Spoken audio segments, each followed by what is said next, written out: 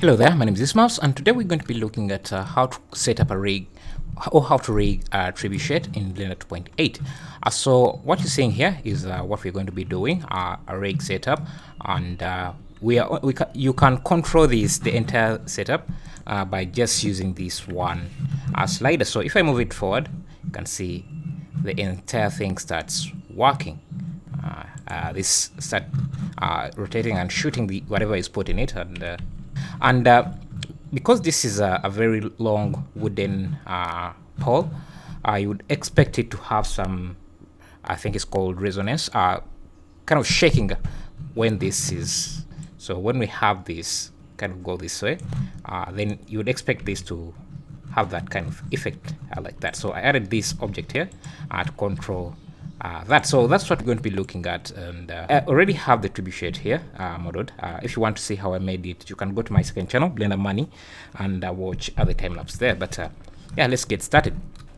So we want, when this is rotated, we want this to be pushed down as it would be attached on this pole here, and then we want this to swing this way when this goes this way, but I want this to go down like that. So let's begin by having this rotated using a slider. So let me create the slider. Let me first clear these notations. Let me just add a slider here. Just add, and let me just use a cube. Just a simple thing here. That's going to be our slider. So when we move it forward and back, it should control the rotation of this object. And the way you do that is that you can simply attach a driver, have a driver connected to the rotation of this, the Y rotation of this object. So if you hit N, you can access the transformation options, and you can see that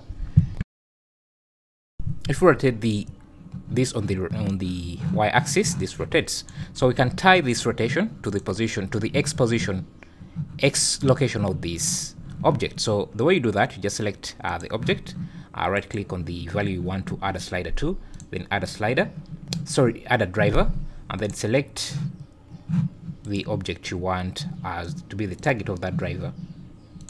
So let me right click. Now we can edit that driver and can select that cube. I'm not sure what name it is, called cube, so I'll just have it here. Now to make things simpler, I'm also just going to switch this into the driver editor so that I can always have the driver visible instead of right clicking and then edit or open or edit driver to have it there. So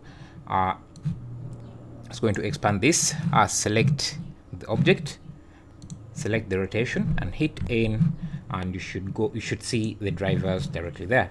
Now we can select the object we want. Now if we move this, you can see we get that, but it's not locked to any specific direction. Let me see.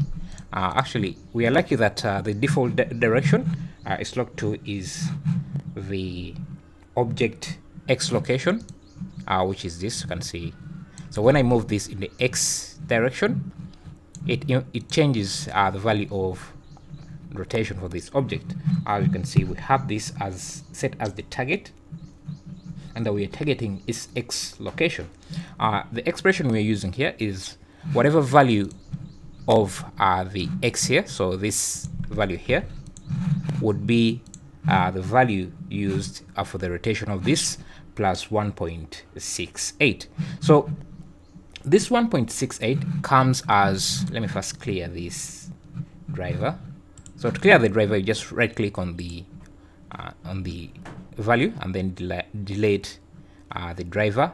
So the 1.68 is a result of this already having a rotation. So that rotation that this already had plus whatever this value is. So if you don't want that, you just clear it and then select, then add the driver again. So add driver, then we can navigate to our drivers. Then make sure you select the value here, this under the whatever is under the drivers to access these drivers directly.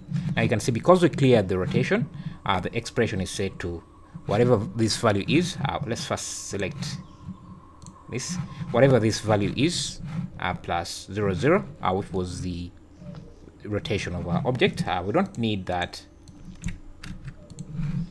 So now if we move this, you can see. So to make this easier, I'm going to give this a slight animation, because you can see that this is really fast. The animation of this is going really fast, so we want to get the right value, the right expression, because we can't just have the x location as the rotation of this object. It will be too much. So we need to get the right expression, and the way I'm going to do that is first add a keyframe, add some bit of animation to this, so that I don't have to go back and select this, move it around to see the results here. So let me also trim my timeline a bit. You can see this is what we have. It's really fast. So let me just to have a scale, I'm just going to add this slider here to basically create a scale for myself.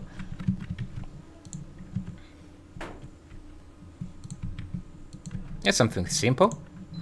So I want, basically what I want is at this position here, I want this to be around here, maybe here, and then when the slider is at the end, they should be at this angle. So that you see, that's not what we are getting. So now if we select this, I can start playing around with the slider. So let's try dividing the value. The expression is this part here, not this one here. So divide this by 2, and let's see. Okay, we are getting a slower rotation. Let's try. I think what we can do is divide this by 2, but we want this rotation to start from here, so we can add maybe +1. Now if we play this, I think now it's a bit slower, so we can maybe divide this point by 0.1.5. But what I'm going to do is just trim this scale down so that it matches what I have here. So instead of playing with the values, so I know that when this slider is at the end, this should be at that angle, and if I want this to be this side, you can, so I can basically have the scale adjusted instead of playing with the rotation there. So now we want this to be attached to this here. So what I'm going to do is add an empty. Let me first move this to position like that. Let me first also stop recording the keyframes. I want to add an empty here, like this. Parent this to this object, Control P, and maybe parent this to the empty, Control P, like that. So you can see we get the position, but the problem is we are not getting the kind of that rotation you would expect to have. So for that, what we're going to do is select this and then add a constraint.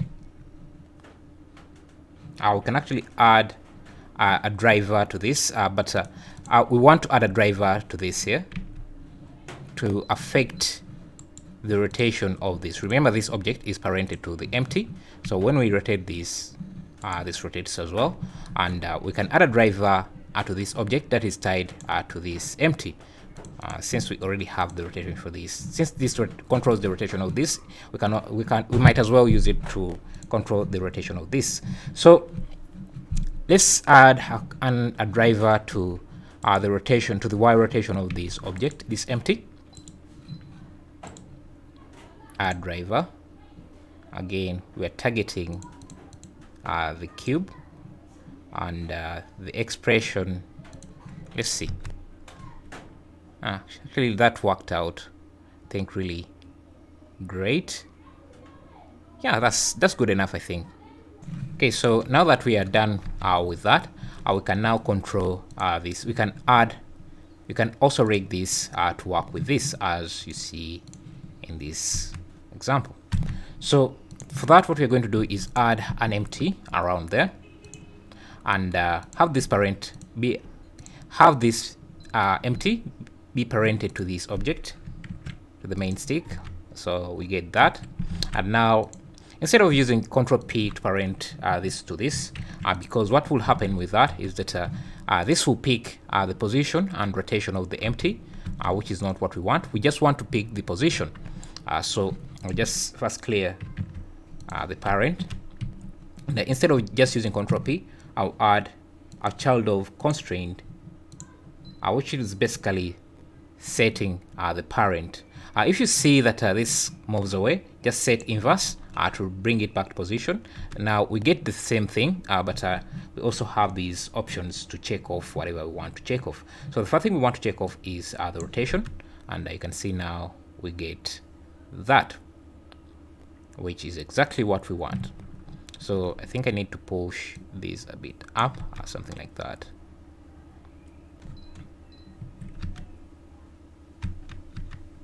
Yeah, also this shouldn't be going all the way here, but shouldn't be, I don't know how far this is supposed to go. I think it's supposed to end at around here, so your scale should not go beyond that, but yeah. So let's see what else should we rig here. Yeah, let's add this bouncing effect here. So as this is thrown around, when it comes to a stop, because of inertia, it should have that kind of resonance to it. I don't know if it's called resonance, but yeah. So then to add that, we need a few polygons here, or a few resolution for this. So I'll just add a few loops like that, and then select, I think I'm supposed to select everything and then Control H to add a hook. Now if I select this hook and move this, I'll move the entire object. But if I go to this and under the I think modifiers, I should see the hook we added and a few settings. And now if I turn on this fall off effect, it will reduce how much of these how much of the polygons are affected by the hook. So I want this to be increased to, I don't know, something like, it will depend on the scale of your object, so copying my values may not give you the same results, but yeah, I think this should be good enough for me. So now you can also change the shape of your empty just to make things look a bit cool. So yeah, we also have that extra control over our empty. Now you see, because this is a hook that controls the vertices, now if I play back, we're having a few issues, you see. So what I'm going to do, what you would have to do here is make sure you parent the hook to the object so that it moves with the object as well. And if you want to add that bounce, you just animate that. Okay, so now what we're left with is this here. So if we want to have this work, there are a few ways we can approach this. So we can either, let me see how much resolution I have on this. We can convert this. If you want this to really work like strings attached to this, you might want to use a cloth simulation on this. And the way you do that is that let me first remove this. How is it called? I need to remove the bevel so that we don't have any thickness to it, and then convert this into a mesh. So control, then just go to object and then convert to mesh to curve object. I can even right click and then convert this to a mesh. We need a few more loops in some areas, so I'm just going to do that. Select that and that. Subdivide this a few times like that. Now if we add a cloth simulation, you can see this just holds off. But if you select these points here and give them a hook, nothing will happen. But if we go to the vertex groups and add a new vertex group and make sure that we assign, let's first make sure that nothing else, okay, yeah, assign only those parts, those vertices, and go to the cloth simulation and pin and a shape pin those vertices. You see what we get. Then also we also want to have these pinned as well. Control H, and we can also add them to this vertex group. I see what we have, and don't forget the vertices on this side, assign to that group, and you have that. So if I select this and parent it to this here, I will get something like that. So when we play back, we get something like that. The cloth is working, but the problem is the hooks are just stretching only this part here. So to make sure that the entire object is stretched, the entire string is stretched, you want to go to the modifiers and make sure that the cloth modifier is below all the hooks we have in our modifier stack. So this is the cloth, make sure it's down. Now you can see that we get something like that.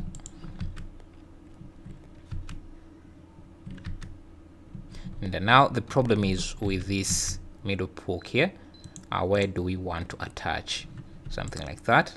If you want to have some thickness to this, all you have to do is add a skin modifier, and you can see the skin is only added to the top string. If you want it to be on the second string as well, you just have to select any vertex and make sure you give it a root.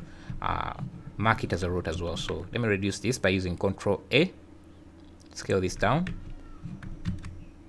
Now you can see we have the string working, but except this area here. So I think this would have to be removed from the pinning group. Remove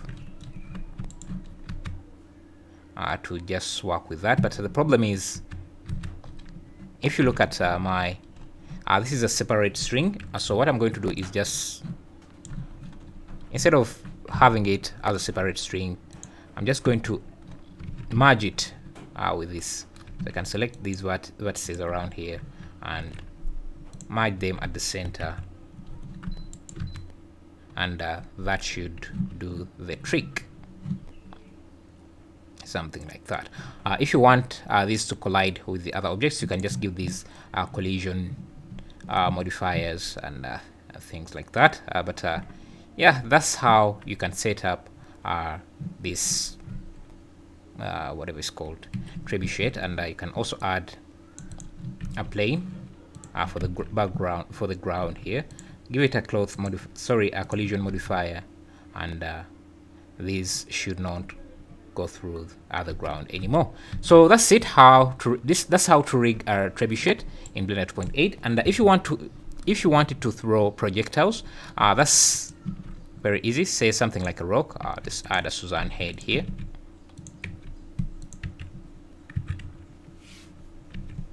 All you have to do is parent this to the to whatever this is. Control P, playback, and at around here, maybe this is where you want this to be thrown out.